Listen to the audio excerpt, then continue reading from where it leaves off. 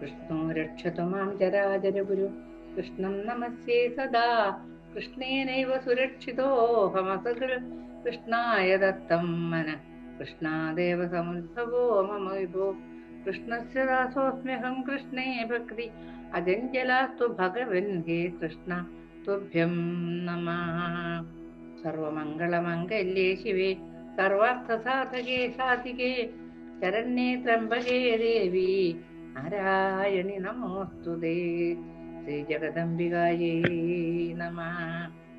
അങ്ങനെ നമ്മൾ ആ പൊന്നുണ്ണിക്കണ്ണന്റെയും ആ ജഗദംബികയുടെയും അനുഗ്രഹത്തോടു കൂടി 17ാമത്തെ അധ്യായത്തിലേക്ക് കടന്നിരിക്കുകയാണ്. ഇതിൽ വർണ്ണിക്കുന്നത് വിശ്വാമിത്രന്റെ കഥയാണ്. അപ്പൊ വ്യാസൻ പറയുന്നു, വേദവ്യാസ മഹർഷി, ഭരദ്വാജമുനിയുടെ ശക്തമായ വാക്കുകൾ കേട്ട് ഉജ്ജയിനീപതിയായ യുധാജിത്ത് കൊല്ലാൻ വേണ്ടി വന്നതല്ലേ? കൂടെയുള്ള വൃദ്ധനായ മന്ത്രിയോട് ചോദിച്ചു, ഇപ്പൊ നാം എന്താണ് ചെയ്യേണ്ടത്? ബാലനോടുകൂടി ആ സുന്ദരിയെ ബലാത്കാരമായി കൊണ്ടുപോവുകയാണോ വേണ്ടത്? ശത്രു നിസ്സാരനാണെങ്കിലും നന്മ കാക്ഷിക്കുന്നവൻ അവനെ വെറുതെ വിടുന്നത് ശരിയാണോ? ശത്രുവിനെ പോലെയാണ് രാജേഷ്മാവ് എന്ന രോഗവും. രണ്ടും വളർന്നു കഴിഞ്ഞാൽ മൃത്യു നിശ്ചയമാണ്. എന്റെ ദൗഹിത്രന്റെ ശത്രുവായ ആ ബാലനെ വെട്ടിക്കൊന്നാലോ? ഇവിടെ പടയും പോരാളി ഒന്നും ഇല്ല താനും. എന്നെ വിലക്കാൻ ഇവിടെ ആരാണുള്ളത്? ശത്രുക്കളില്ലാത്ത രാജ്യമാണ് നമുക്ക് വേണ്ടത്. ഇവനെ കൊന്നു കഴിഞ്ഞാൽ പിന്നെ ആരെയും പേടിക്കാനില്ല എന്ന് ആര് പറയുന്നു? ഈ രാജാവ് പറയുന്നു, യുധാജിത്ത്. പ്രധാനമന്ത്രി, ആ പ്രായമുള്ള പ്രധാനമന്ത്രി പറഞ്ഞു, അങ്ങ് സാഹസമൊന്നും കാട്ടരുത്. മുനിയുടെ ഭാഷണം അങ്ങ് കേട്ടതല്ലേ? വിശ്വാമിത്രന്റെ ഗതിയെ പറ്റി പറഞ്ഞത് അങ്ങ് ശ്രദ്ധിച്ചില്ലേ? പണ്ട് ഗാധിസുതനായ പ്രതാപിയായ വിശ്വാമിത്രൻ യാത്രക്കിടയിൽ വസിഷ്ഠമുനിയുടെ ആശ്രമത്തിൽ എത്തി. വസിഷ്ഠമുനി അദ്ദേഹത്തെ സ്വീകരിച്ചിരുത്തി വിശിഷ്ട ഭോജ്യങ്ങൾ നൽകി സന്തോഷിപ്പിച്ചു. മൃഷ്ടാന്ന ഭോജനം കഴിഞ്ഞപ്പോണ്ടല്ലോ വിശ്വാമിത്രന്റെ മനസ്സ് മാറി. അദ്ദേഹത്തിന് തോന്നുകയാണ്, ഇത്ര വേഗം ഇതൊക്കെ ഒരുക്കിയത് എങ്ങനെയാണ്? അദ്ദേഹം വസിഷ്ഠ മഹർഷിയോട് ചോദിച്ചു, എങ്ങനെയാണ് ഇത് സാധിച്ചത് എന്ന്. അപ്പൊ അദ്ദേഹം, മഹർഷിമാര് കളവ് പറയില്ലല്ലോ, വസിഷ്ഠ മഹർഷിയുടെ മറുപടിയിൽ നിന്നാണ് ഇതൊക്കെ അദ്ദേഹത്തിന് നന്ദിനി പശുവിന്റെ പ്രഭാവം കൊണ്ടാണെന്ന് മനസ്സിലായത്. വിശ്വാമിത്രൻ വസിഷ്ഠനോട് ചോദിച്ചു, ആ പശുവിനെ എനിക്ക് തരാമോ എന്ന്. വസിഷ്ഠൻ പറഞ്ഞു, എന്നും ഹോമം ചെയ്യുന്നത് ആ പശുവിന്റെ നെയ്യ് കൊണ്ടാണ്. ഇതെന്റെ ഹോമ ഗോവാണ്.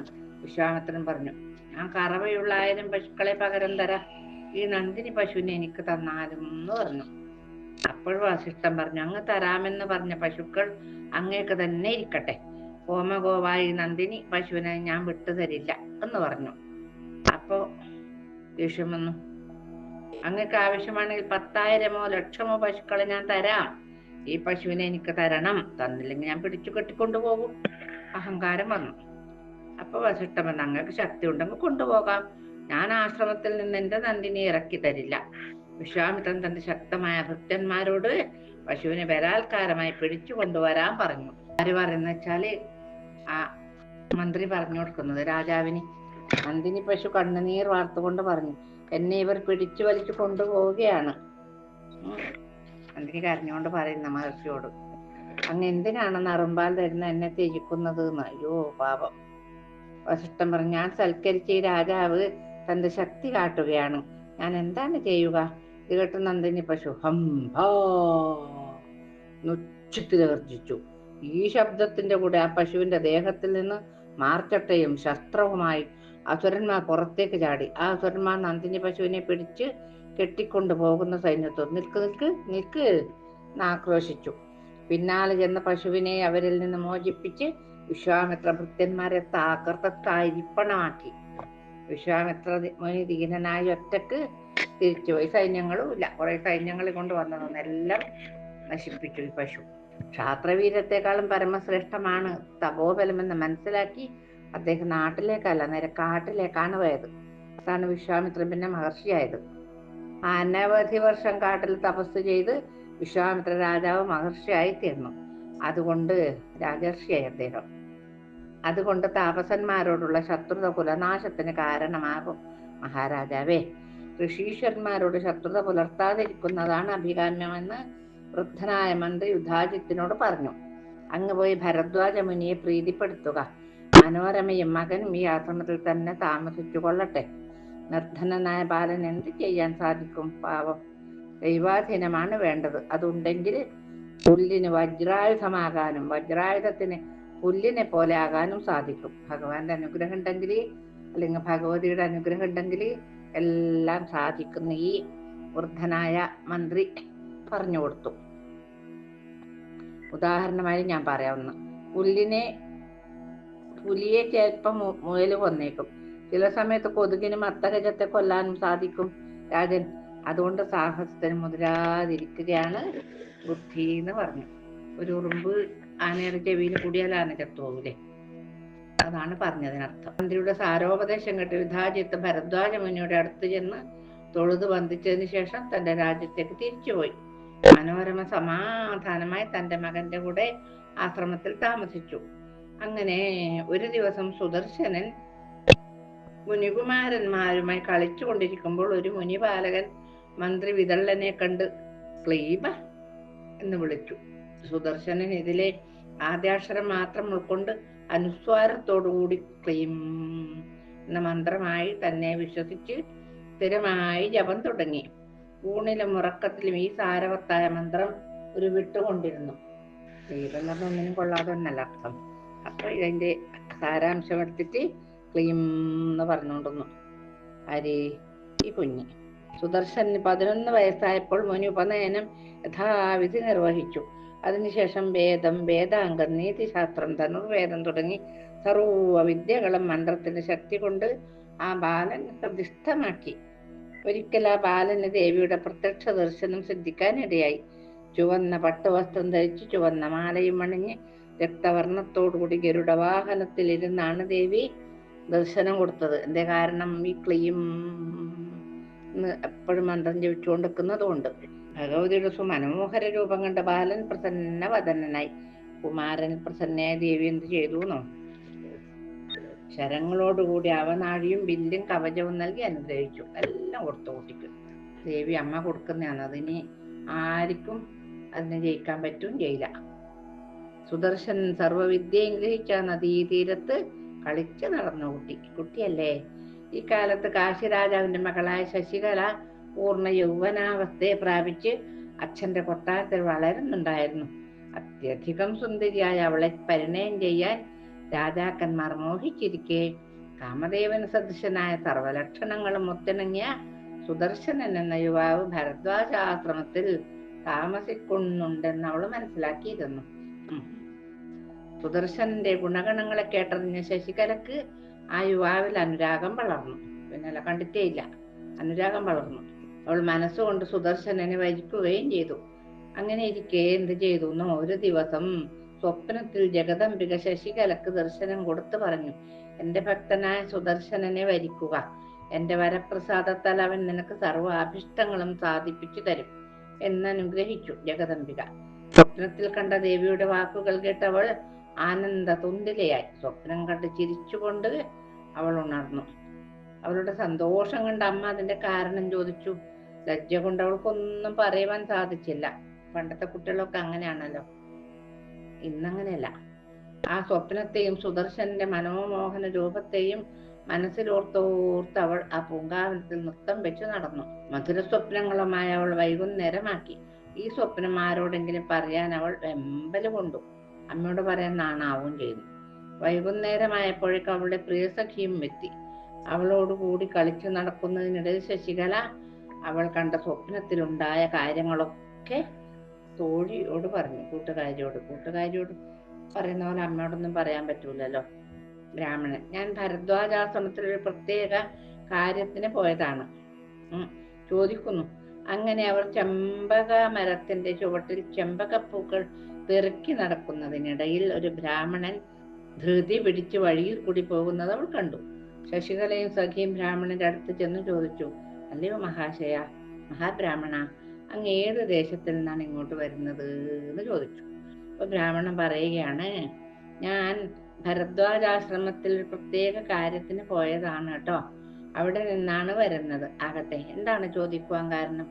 അപ്പൊ ശശികല ചോദിച്ചു, അവിടെ എന്തെങ്കിലും വിശേഷമുണ്ടോ മഹാശയ? മറ്റൊരു സ്ഥലത്തും ഇല്ലാത്തത് എന്തെങ്കിലും അവിടെ ഉണ്ടോ? അപ്പൊ ബ്രാഹ്മണൻ പറയുന്നു, അവിടെ ധ്രുവസന്ധി രാജാവിന്റെ പുത്രനായ സുദർശനനുണ്ട്. ആ പേരും അവൻ അന്വർത്ഥമാണ്. സുദർശനൻ തന്നെ. കണ്ടാൽ കണ്ണിന് കർപ്പൂരം. പുരുഷകുലത്തിന് ഉത്തമോദാഹരണമാണ് ആ യുവാവ്. ആ യുവാവിനെ കാണാത്തവന്റെ കണ്ണ് നിഷ്പ്രയോജനങ്ങളാണ്. സൃഷ്ടികർത്താവ് തന്റെ എല്ലാ ഘടകങ്ങളും ഒത്തിണക്കി ഉണ്ടാക്കിയതാണ് ആ രൂപം. ആ സുദർശന കുമാരൻ നിനക്ക് യോഗ്യനായ വരനായി വരും. നിങ്ങൾ തമ്മിലുള്ള ചേർച്ച കനകവും പവിഴവും ചേരുന്ന പോലെ മനോഹരമായിരിക്കും എന്ന് പറഞ്ഞു. അത് അങ്ങനെ 17ാമത്തെ അധ്യായം കഴിഞ്ഞ് 18ാമത്തെ അധ്യായത്തില് കാശിരാജപുത്രിയുടെ സ്വയംവരാണ് വർണ്ണിക്കുന്നത്. ബ്രാഹ്മണന്റെ വാക്കുകൾ കേട്ട് ശശികല വികാര തരളിതയായി. മുൻപേ തന്നെ സുദർശനന്റെ രൂപലാവണ്യത്തെ കേട്ടറിഞ്ഞവൾ അവനിൽ അനുരാഗവശയായിരുന്നു കേട്ടോ എന്ന് പറഞ്ഞല്ലോ നേരത്തെ. ബ്രാഹ്മണന്റെ വർണ്ണനയും കൂടി കേട്ട സമയത്ത് അവൾക്ക് ആ യുവാവിനോടുള്ള പ്രേമം എത്രയോ ഇരട്ടിയായി. അവൾ സഖിയോട് പറഞ്ഞു, നോക്കൂ തോഴി, എന്നിൽ മദനവികാരം മുറ്റി നിൽക്കുന്നു കേട്ടോ. ഹൃദയം അവനെ കാണാൻ വെമ്പുന്നു, നാവുകൾ വരളുന്നു. കാമദേവൻ എന്നെ വല്ലാതെ തളർത്തുന്നുവല്ലോടി. ശരീരത്തിൽ പുരട്ടിയ കളഭം വിഷമായി തോന്നുന്നു എനിക്ക്. ഈ പൂമാല എനിക്ക് പാമ്പിനെ പോലെയാണ് തോന്നുന്നത്. പൂനിലാവ് ചൂട് നട്ടുച്ചക്ക് വെയിലത്തിറങ്ങി നിൽക്കുന്നത് പോലെയാണ് എനിക്ക് ഈ പൂനിലാവ് തോന്നുന്നത്. കുളിർമയല്ല, ഈ മനോഹര പ്രദേശവും എനിക്ക് സുഖം തരുന്നില്ല. താമ്പൂലവും പട്ടുമെത്തയും എനിക്ക് വേണ്ടേ വേണ്ട, ഇതൊന്നും എനിക്ക് സുഖം തരുന്നില്ല എന്ന് പറഞ്ഞു. ഞാൻ ആ യുവാവിന്റെ അടുത്തേക്ക് പോയാലോ? കുലകന്യകമാർക്കത് യോജിച്ചതുമല്ല. ഞാൻ അച്ഛന്റെ ചൊൽപ്പടിക്ക് വളർന്നവളുമാണ്. അച്ഛൻ എന്നെ ആ കുമാരന് സ്വയംവരം ചെയ്ത് കൊടുത്തിരുന്നുവെങ്കിൽ അവന് ഞാൻ സുഖത്തെ കൊടുക്കുമായിരുന്നു. പ്രതാപന്മാരായ ഒട്ടനവധി രാജാക്കന്മാർ ഉണ്ടെന്നാലും എനിക്ക് രാജ്യവും സിംഹാസനവും ഇല്ലാത്ത ഈ രാജകുമാരൻ മാത്രം മതി. ആര് പറയുന്നു? ഈ കാശി രാജപുത്രി. എന്നിട്ട് വേദവ്യാസം പറയുന്നു, ധനവും ബലവും രാജ്യവും സൈന്യവും ഒന്നുമില്ലെങ്കിലും കായ്ക്കറി ഭുജിച്ച് കാട്ടിൽ വാഴുന്ന സുദർശന കുമാരൻ അവളുടെ ഹൃദയത്തിൽ പ്രതിഷ്ഠിതമായി. ശശികലയും ജഗദംബികയുടെ വാഗ്ബീജമന്ത്രങ്ങൾ ഉരുവിട്ട് സിദ്ധി വരുത്തിയ കന്യകയാണ്. എല്ലാത്തിനും കാരണം ഈ ജഗദംബികയാണെന്നാണ് പറയുന്നത്. അവനും അതുപോലെ ശ്രേഷ്ഠമായ കാമബീജ മന്ത്രം ജപിച്ചിട്ടല്ലേ ധ്യാനിക്കുന്നത്. കാരണം വിശ്വമാതാവും സർവസമ്പൽപ്രദാത്രിയുമായ വിഷ്ണുമായ എപ്പോഴും അവന്റെ ഹൃദയത്തിൽ സ്ഥിരമായി വസിച്ചു. ധ്രുവസന്ധി രാജാവിന്റെ മിത്രമായിരുന്ന ശൃംഗിവേരാധിപനായ നിഷാദൻ സുദർശനന്റെ വർത്തമാനങ്ങളെല്ലാം അന്വേഷിച്ചറിഞ്ഞ് കാണാനെത്തി. സുദർശനൻ കായികനികൾ കൊണ്ട് അതിഥിയെ ബഹുമാന പുരസ്സരം സൽക്കരിച്ചു. നിഷാദൻ 4 കുതിരകളും കൊടിക്കൂറയുമുള്ള ജൈത്രരഥത്തെയും അനവധി കാഴ്ചദ്രവ്യങ്ങളും സുദർശനന് സമ്മാനമായി കൊടുത്തു. സുഹൃത്തിന്റെ മകനല്ലേ. അദ്ദേഹം പോയതിനു ശേഷം മുനിമാർ പറഞ്ഞു, രാജപുത്ര, അങ്ങ് രാജ്യം വീണ്ടെടുക്കൂട്ടോ. ഇതിന് ഇനി യാതൊരു സംശയവുമില്ല. കുറച്ചു ദിവസങ്ങൾക്കുള്ളിൽ ആയാസപ്പെടാതെ കാര്യങ്ങളൊക്കെ ശരിയാകും. നിന്നിൽ വരദായിനിയായ ദേവി പ്രസാദിച്ചിട്ടുണ്ട്, സംശയമില്ല. അതിന്റെ തുടക്കമാണ് ഇത്. വേവലാതിയും ചിന്തയും ഒന്നുമില്ലാതെ നിർഭയം വാഴുക ഉണ്ണി. മനോരമയോടും താപസന്മാർ പറഞ്ഞു, നിന്റെ മകൻ രാജാവായി തീരും രാജ്ഞി, പേടിക്കണ്ട കേട്ടോ. അവരുടെ വാക്കുകൾ കേട്ട് രാജ്ഞി പറഞ്ഞു, നിങ്ങളുടെ വാക്ക് സത്യമായി തീരട്ടെ എന്ന് അവര് പറഞ്ഞു. അവര് പിന്നെന്താ പറയേണ്ടത്? അവൻ നിങ്ങൾക്ക് ദാസനാണ്, എൻ്റെ കുട്ടി നിങ്ങളുടെയൊക്കെ ദാസനാണ് എന്നാണ് അമ്മ പറയുന്ന മഹാരാജ്ഞി. സത്സംഗം കൊണ്ട് നല്ലതേ സംഭവിക്കൂ. എന്നാലും സൈന്യവും മന്ത്രിയും ഒന്നുമില്ലാതെ എങ്ങനെ രാജാവാകും? മന്ത്രവിത്തുക്കളായ നിങ്ങളുടെ വാക്ക് സത്യമാകാതെ വരികയുമില്ല. നിങ്ങളുടെ ആശീർവാദം ഉണ്ടെങ്കിൽ എല്ലാം ശരിയാകുമായിരിക്കും. എന്തൊരൊട്ടും എനിക്ക് സംശയം തോന്നുന്നുമില്ല. സുദർശനൻ തന്റെ തേരിൽ കയറി പുറത്തൊക്കെ സഞ്ചരിക്കാൻ തുടങ്ങി. ആ സമയത്ത് സുദർശനന്റെ കൂടെ സൈന്യങ്ങൾ ഉണ്ടെന്ന് കാണുന്നവർക്ക് തോന്നുകയും ചെയ്യും. ഇല്ല, പക്ഷെ എല്ലാവർക്കും തോന്നുന്നുണ്ട് എന്ന്. ജനമേജയ രാജാവേ, ഇതൊക്കെ ആ കാമബീജ മന്ത്രത്തിന്റെ മാഹാത്മ്യം കൊണ്ട് സംഭവിക്കുന്നതാണ്. ആ കുമാരനിൽ നിന്നും ആ മന്ത്രം ഭക്തിപൂർവ്വം ജപിക്കുന്നുണ്ട്. ഗുരുവിൽ നിന്ന് ഈ മന്ത്രോപദേശം ലഭിച്ച് ഭക്തിയോട് ജപിക്കുകയാണെങ്കിൽ സർവ്വ സൗഭാഗ്യങ്ങളും നേടാൻ സാധിക്കും രാജൻ. ആ ദേവിയുടെ വരപ്രസാദം ലഭിച്ചാൽ പിന്നെ അസാധ്യമായിട്ട് എന്താണുള്ളത്? ഒന്നുമില്ല, സാധിക്കാത്തതായിട്ട് ഒന്നുമില്ല എന്ന് പറയണു. അതെ, ഭൂമിയിലും സ്വർഗത്തിലുമുള്ള ഏത് കാര്യവും സാധിച്ചെടുക്കാം ജഗദംബികയുടെ അനുഗ്രഹം ഉണ്ടെങ്കിൽ എന്ന് പറയുന്നു. ദേവീ പൂജയിൽ ശ്രദ്ധയില്ലാത്തവൻ ഭാഗ്യമില്ലാത്തവനും മൂഢനും രോഗാർത്തനുമായി ഭവിക്കും. ഗൃഹന്തോ യുഗന്തോറും ആ ദേവി ദേവന്മാർക്ക് അമ്മയാണ്. അതുകൊണ്ട് ദേവിയെ ആദിമാതാവാണ് എന്നാണ് പറയുക. ദേവീഭക്തന്മാർ ബുദ്ധിയിലും കീർത്തിയിലും കവിത്വത്തിലും മേന്മ കാണിക്കും. എല്ലാവരിലും സ്മൃതി, ബുദ്ധി, ലക്ഷ്മി, ധൃതി, ശക്തിമതിയായി ആ ദേവി തന്നെ വിരാജിക്കുന്നു ട്ടോ. മായയാൽ മോഹിപ്പിക്കപ്പെട്ടവർ ഇതൊന്നും മനസ്സിലാക്കാതെ ദേവിയെ ഭജിക്കാതെ അന്യദേവന്മാരെ ഭജിക്കുന്നു. ബ്രഹ്മാവ്, വിഷ്ണു, ശംഭു, ഇന്ദ്രൻ, പാശി, യമൻ, അഗ്നി, വായു, കുബേരൻ, പൂഷാവ്, അശ്വിനി ദേവകള്, ഏകാദശ രുദ്രന്മാര്, വസുക്കള്, ആദിത്യൻ, ത്വഷ്ടാവ്, ഭഗൻ തുടങ്ങിയ എല്ലാ ദേവന്മാരും ജഗദംബയെയാണ് ധ്യാനിക്കുന്നത്. സുദർശനകുമാരൻ ആ പരാശക്തിയെ നല്ലപോലെ മനസ്സിലാക്കിയിട്ടുണ്ട്. ആ ശക്തി ബ്രഹ്മമാണ്, യോഗികൾക്ക് പ്രാപ്തിയാണ്, വിദ്യാസ്വരൂപിയാണ്, മോക്ഷേഷ്ടുക്കൾക്ക് പ്രിയപ്പെട്ടവളാണ്. ആ ദേവിയെ ഹൃദയത്തിൽ പ്രതിഷ്ഠിച്ച് ധ്യാനിക്കുന്ന സുദർശനൻ രാജ്യം കിട്ടിയതിനേക്കാളും സുഖമായി ആ ഘോരവനത്തിൽ കഴിയുന്നു. സഖിയുടെ ശീതോപചാരങ്ങൾ കൊണ്ടൊന്നും ശശികലയുടെ മാനമാലിനൊരു കുറവും വന്നില്ല. അവരുടെ ഭാവമാറ്റം കണ്ട് അവൾക്ക് വിവാഹപ്രായമായി എന്ന് കരുതി ശശികലയുടെ അച്ഛൻ സുബാഹു സ്വയംവരത്തിനുള്ള ആലോചനകൾ തുടങ്ങി. സ്വയംവരം 3 വിധത്തിലുണ്ട്. പരമ്പരകൾക്ക് വിധിച്ചതാണ് സ്വയംവരം. സ്വയംവരം പറഞ്ഞാല് രാജാക്കന്മാരെയൊക്കെ ക്ഷണിച്ചു വരുത്തി ഈ വധു ഒരു മാലയും കൊണ്ടുപോയി ഓരോരാളെ നോക്കി നോക്കി നോക്കി ആരെയാണ് ഇഷ്ടപ്പെടുന്നത് വെച്ചാൽ അദ്ദേഹത്തിന്റെ കഴുത്തിൽ മാല ചാർത്തും. സ്വയം വരിക്കുക, അതാണ് ഈ സ്വയംവരം. അതുകൊണ്ട് ഇച്ഛാ സ്വയംവരം തന്നെ രാജാവ് തെരഞ്ഞെടുത്തു. പ്രസിദ്ധരായ ശില്പികളെ വരുത്തി മണ്ഡപം നിർമ്മിച്ചു. രാജാക്കന്മാർക്ക് ഇരിക്കാൻ വിശിഷ്ടമായ ഇരിപ്പിടങ്ങൾ ഒരുക്കി. ഇതൊക്കെ നടക്കുന്നതിനിടയിൽ ശശികല തന്റെ സഖിയോട് സ്വകാര്യമായി പറഞ്ഞു, എന്റെ ആഗ്രഹത്തെ നീ അമ്മയോട് ചെന്ന് പറയണം കേട്ടോ. ഞാൻ സുഖസന്ധി രാജാവിന്റെ പുത്രനായ സുദർശനനെ മനസ്സാ വരിച്ചിരിക്കുകയാണ് എന്ന്. അവനെ അല്ലാതെ മറ്റൊരാളെ ഞാൻ വരിക്കയില്ല, തീർച്ചയാണിത്. ആ രാജപുത്രനെ ദേവിയാണ് എനിക്ക് കൽപ്പിച്ചു തന്നിരിക്കുന്നത്. എന്റെ വേണ്ടാത്ത ഒരു വിചാരമൊന്നല്ല. ജഗദംബിക എനിക്ക് സ്വപ്നദർശനം ഉണ്ടാക്കി തന്നതാണ്. ശശികലയുടെ അഭിപ്രായത്തെ സഖി ചെന്ന് ശശികലയുടെ അമ്മയെ അറിയിച്ചു. ശശികല എന്നോട് പറഞ്ഞ വാക്കുകൾ ഞാൻ പറയാം. ധ്രുവസന്ധി രാജാവിന്റെ പുത്രൻ സുദർശനൻ ഭരദ്വാജാശ്രമത്തിൽ താമസിക്കുന്നുണ്ട്. അവനെ അല്ലാതെ മറ്റാരെയും ഞാൻ വിവാഹം ചെയ്യുകയില്ല എന്ന് തോഴി പോയിട്ട് അമ്മയോട് പറഞ്ഞു. ഇത് കേട്ട് ശശികലയുടെ അമ്മ വൈദർഭി മാളികയിൽ വിശ്രമിക്കുന്ന സുബാഹുവിന്റെ അടുത്ത് ചെന്ന് മകളുടെ ഇംഗിതം അറിയിച്ചു. അത് കേട്ടപ്പോൾ സുബാഹു രാജാവ് ഉറക്കെ പൊട്ടിച്ചിരിച്ചു. എന്നിട്ട് പറഞ്ഞു, ആ ബാലൻ രാജഭ്രഷ്ടനല്ലേ, അത് നിനക്കറിയാമോ? അങ്ങനെയാണെന്ന്. ആ കുമാരൻ അമ്മയോടൊത്ത് കാട്ടിൽ താമസിക്കുകയാണ്.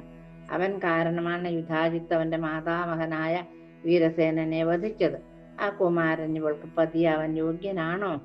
സ്വയംവരത്തിന് വരുന്ന രാജാക്കന്മാരെ അപമാനിക്കരുതെന്ന് മകളോട് പോയിട്ട് പറയൂന്ന് അമ്മയോട് പറഞ്ഞു. അപ്പോ ഈ 18ാം അധ്യായം നമ്മള് ശശികല വിവാഹോദ്യോഗം എന്നുള്ള ഭാഗം പൊന്നുണ്ണിക്കണ്ണന്റെയും ജഗദംബികയുടെയും പാദങ്ങളിൽ സമർപ്പിച്ചു. ഇനി എന്താ, പതിയുടെ അങ്ങനെ സുദർശൻ ഇപ്പൊ ഇവിടേക്ക് വരുന്നതാണ് ഈ 19ാമത്തെ അധ്യായത്തിൽ പറയുന്നത്. പതിയുടെ നിർദ്ദേശപ്രകാരം ശശികലയുടെ അമ്മ മകളെ അടുത്തിരുത്തി അനുനയിപ്പിച്ചുകൊണ്ട് പറഞ്ഞു, സുപ്രതേ, എനിക്ക് പ്രിയമില്ലാത്ത കാര്യം നീ എന്തിനാണ് ചെയ്യുന്നത് മകളെ? നിന്റെ അച്ഛനും ഇക്കാര്യത്തിൽ വളരെ വ്യാകുലനാണ്. രാജ്യവും ബന്ധുബലവും ഭാഗ്യവും ഇല്ലാത്ത സുദർശനൻ അമ്മയോടൊപ്പം കാട്ടിൽ കഴിയുകയാണല്ലോ. അങ്ങനെയുള്ള ഒരുവൻ നിനക്ക് പതിയാവാൻ യോഗ്യനാണോ മകളെ? ഛത്രവും ചാമരവുമുള്ള എത്രയോ രാജാക്കന്മാർ നിന്നെ വിവാഹം കഴിക്കുവാൻ ആഗ്രഹിക്കുന്നു.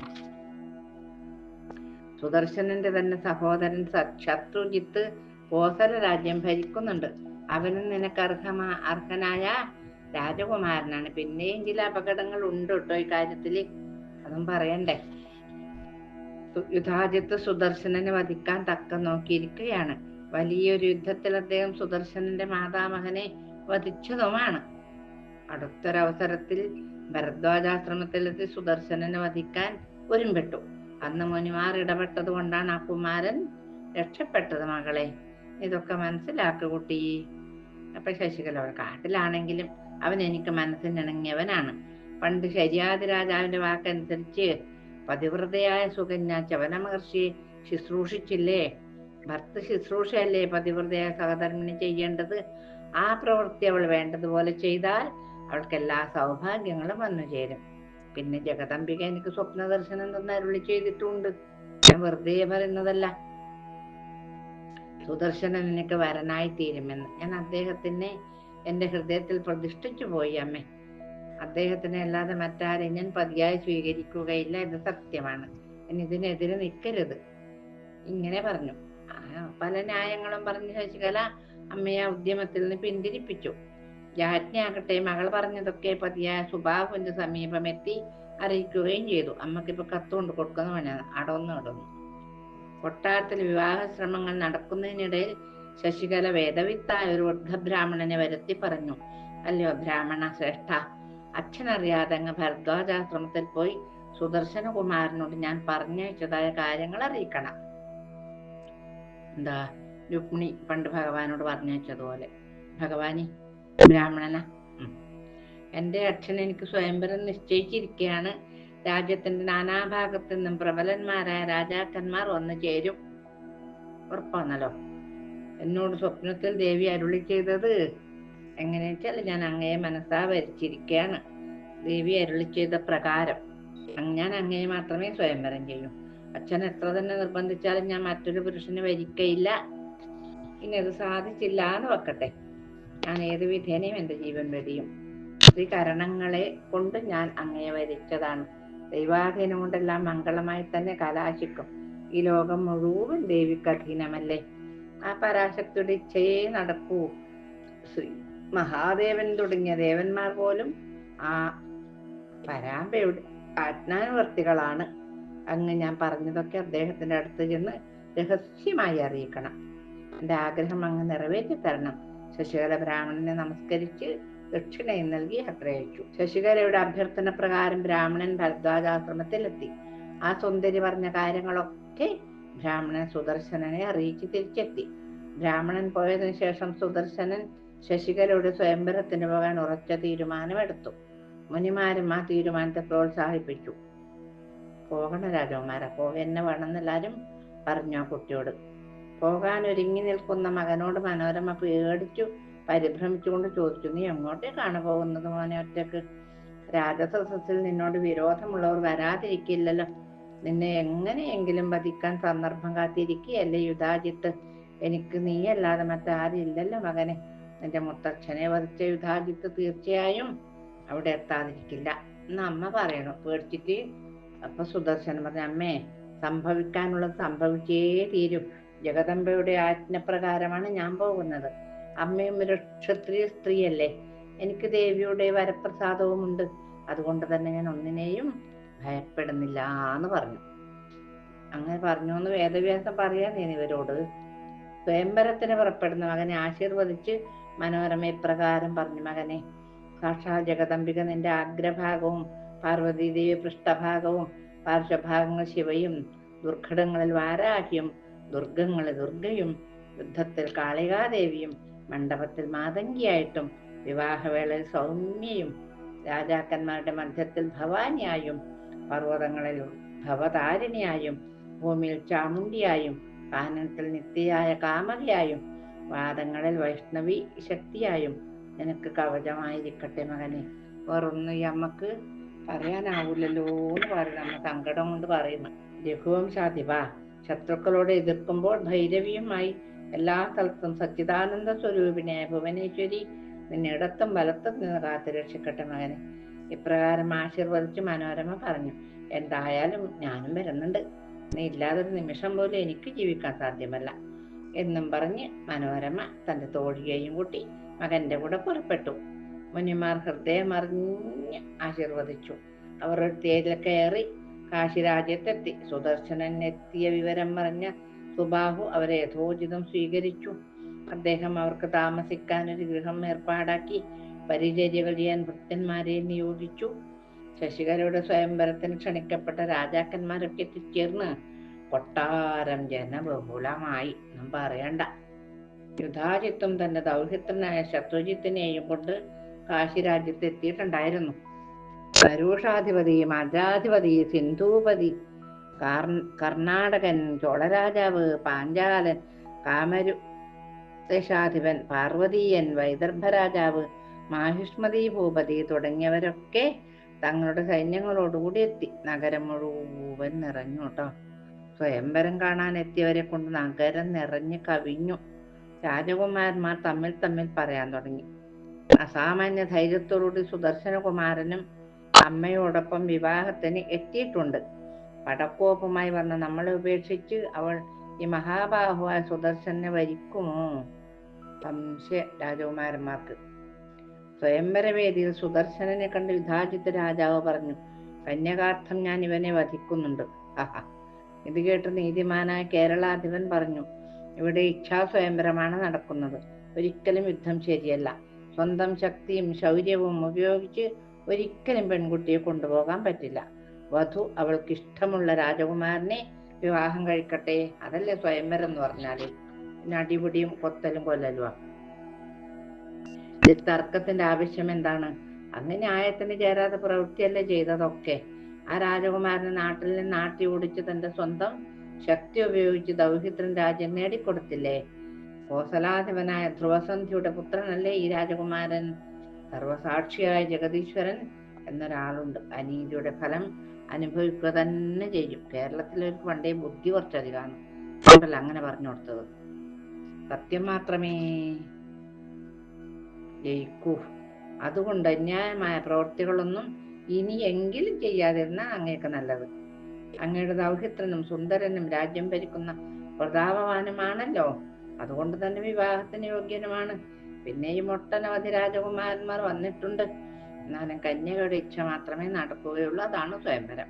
സ്വയംവരത്തിന്റെ ഉദ്ദേശവും അതാണ്. അറിവുള്ളവർ പരസ്പര വിരോധം വെച്ച് പുലർത്തരുത് എന്ന് ഈ 19ാമത്തെ അധ്യായത്തിൽ ആ കേരളത്തിൽ നിന്ന് പോയ രാജാവ് പറഞ്ഞു എന്നാ പറയുന്നത്. ആ ഭാഗം പറഞ്ഞുകൊണ്ട് നമുക്ക് ഇന്നത്തെ ഭാഗം ജഗദംബികയുടെയും എൻ്റെ പൊന്നുണ്ണിക്കണ്ണൻ്റെയും തൃപ്പാദപത്മങ്ങളെ സമർപ്പിച്ച് വാചാമനസേന്ദ്രിയർവാ ബുദ്ധ്യാത്മനാ വാ പ്രകൃതി സ്വഭാവാൻ കരോമി യദ്യൽ സകലം പരസ്മൈ നാരായണായേതി സമർപ്പയാമി.